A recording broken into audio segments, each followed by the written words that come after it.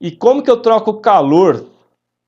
Na verdade, eu troco calor com o radiador, como eu expliquei ali no motor refrigerado a ar, sisteminha de aleta. Quanto mais aleta eu tiver, mais área de contato eu tenho, mais eu troco calor.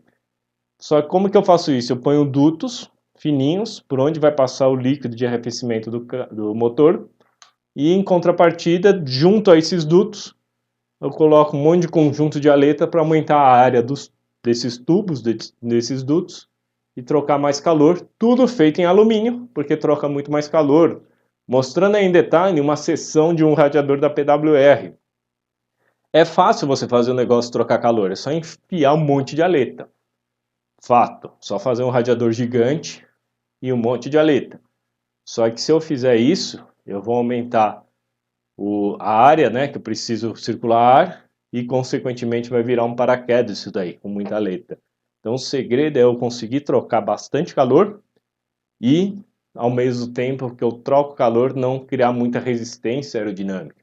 Então a PWR, que faz os radiadores até para a Fórmula 1, pulo do gato deles é como construir radiadores que trocam bastante calor, mas sem virar um sistema de paraquedas, né, de arrasto de ar. Tanto que essa seção que eu estou mostrando aí para vocês, você pode ver que é um tubo chato. E no caso de corridas como NASCAR e etc., eu sou proibido de ter sistema de aerofólio, spoiler na frente. E dependendo da corrida, como eu tenho sistema de tubo chato, reto, eles começam a brincar com o radiador, a inclinação do radiador, porque ele faz o papel de jogar o carro mais para baixo ou não. Então, se eu tenho um circuito que eu tenho muita velocidade, eu ponho ele praticamente reto. Se eu tenho baixa velocidade, eu inclino bastante para ele jogar bastante à frente do chão com baixa velocidade. E aí grudar o carro e fazer o papel de aerofólio. Outro pulo do gato na hora de fazer o radiador isso não só para PWR, mas radiadores de carro. Eu tenho um famoso radiador não brasado, que significa eu tenho os dutos e simplesmente eu faço um monte de aleta, né, borrugada ali numa maquininha numa produção fácil ali, é como se fosse um alumínio em zigue-zague, ponho tudo junto, monto, travo e acabou. Só que se eu não faço, se eu só monto assim, pode ser que eu não garanta um contato perfeito entre a aleta e o tubo. Ele pode ficar todo embaralhado ali e não ter contato e não trocar calor. E isso eu perco eficiência.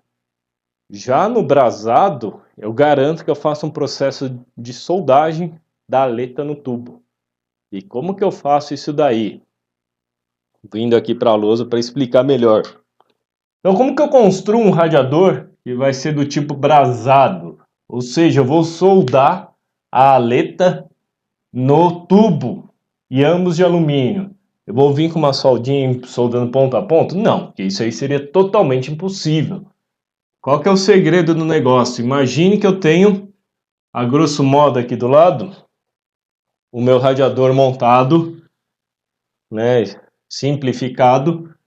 Eu tenha o duto de água para cá, tem outro duto de água aqui, eu tenho água circulando aí dentro, ou líquido de arrefecimento, certo, né? E no meio eu tenho as aletas. Então eu tenho um conjunto que faz isso aqui, ó. Se eu monto conjunto de aleta com tubo sem ser brasado, é só amassar isso aqui e acabou. Mas eu corro o risco dessa seção aqui não encostar e não trocar calor. Para garantir que eu tenha um ponto de solda entre a aleta e o tubo, eu tenho que usar um tipo de alumínio especial. Como que é esse alumínio? Geralmente eu tenho uma chapa de alumínio de 0,3, 0,4 milímetros, ou seja, nadinha de espessura. Só que se eu colocar ela lateralmente no microscópio, eu vou reparar isso daqui, ó. Ela tem 0,3, 0,4, 0,2, depende do tipo de radiador de aleta. Mas é uma espessura muito pequena, mas se eu colocá-la no microscópio, ela tendo essa espessura aqui de 0,3, eu vou reparar que não é um tipo de alumínio, um único tipo de alumínio. Na verdade, parte dele aqui, uma seção dele, vai ter um alumínio de baixa temperatura de fusão. E aqui no meio, eu vou ter um alumínio de alta temperatura de fusão. O que significa isso? Ele, na verdade, são dois materiais na mesma chapa. E quando eu montar o meu radiador, eu vou travar isso daí, vou levar para um forno, numa temperatura específica, num tempo específico, para que esse alumínio de baixa temperatura de fusão derreta. Ele vai literalmente derreter, entrar em fusão, mas não o de alta. Então vou colocar numa certa condição que a beirinha da minha aleta, eu faço minha aleta nessa condição, que a beirinha da aleta se derreta.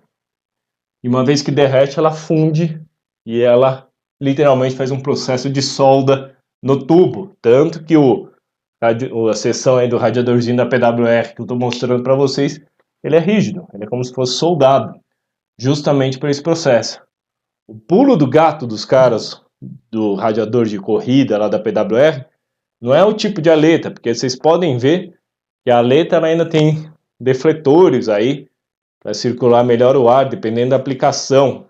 Geralmente, carro de rua, você faz um corrugado sem esses defletores.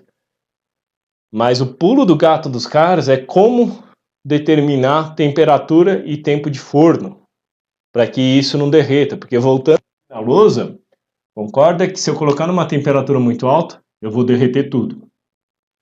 Aí eu perdi o material. Perdi o radiador, joga no lixo.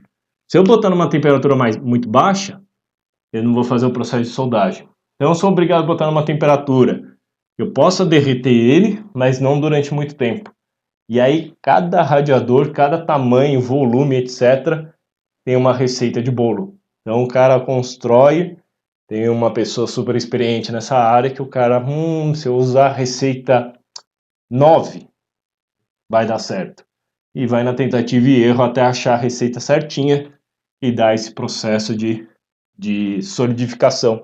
Mesmo porque na lateral do radiador eu tenho as caixas que também tem que ser soldadas ao tubo. Pois afinal, né, eu não posso ter vazamento de água por esses tubos nas caixas laterais.